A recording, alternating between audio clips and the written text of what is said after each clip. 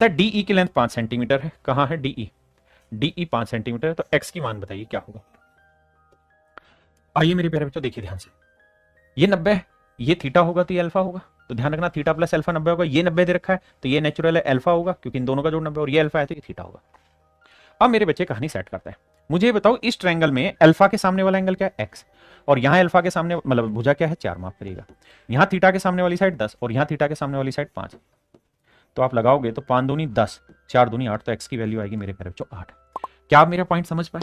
तो अब मैं सारे ही सवाल जो आपको कराने जा रहा हूं यहां वो राइट एंगल पे सिमिलरिटी लगाने वाले और सबसे बेहतरीन तरीका, देखिए मेरे बाबू सेम ही कॉन्सेप्ट लगाना है। क्या 90 है, इसे मैं थीटा ले लेता हूं तो ये अल्फा हो जाएगा, क्यों, क्योंकि दोनों का जोड़ 90 है तो ये अल्फा हो गया।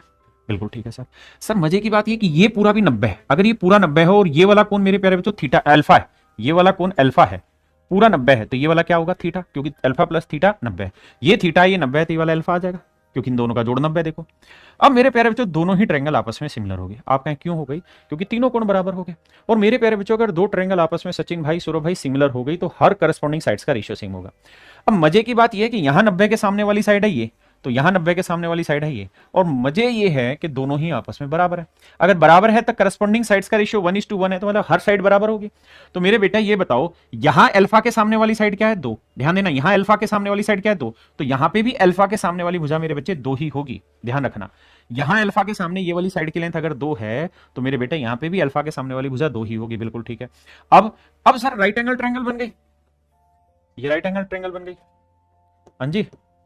तो क्या बनी जी ये राइट एंगल, ये राइट एंगल है जी, ये वाली लेंथ है 2 और ये पूरी लेंथ है 2 जमा 4 6, तो ये 2 ये 6, तो ये निकालेंगे 6 का वर्ग 36 और 2 का वर्ग 4, 36 और 4 40, यानी 2√10, 4 गुना 10 हो ना, तो 4 का वर्गमूल मेरे बच्चे 2√10 मेरे प्यारे बच्चों। अगर पूछे ये वाली साइड क्या होगी, तो मेरे बाबू ये देखो यहां थीटा के सामने वाली साइड 4 और 2 6, तो यहां थीटा के सामने वाली साइड होगी 6, मतलब आप कैसे भी करोगे आंसर आ जाएगा 2√10 मेरे प्यारे बच्चों, मेरा राइट आंसर। यार इतने बेहतरीन इतने टॉप लेवल के क्वेश्चन है कि आपको मजा आ जाएगा।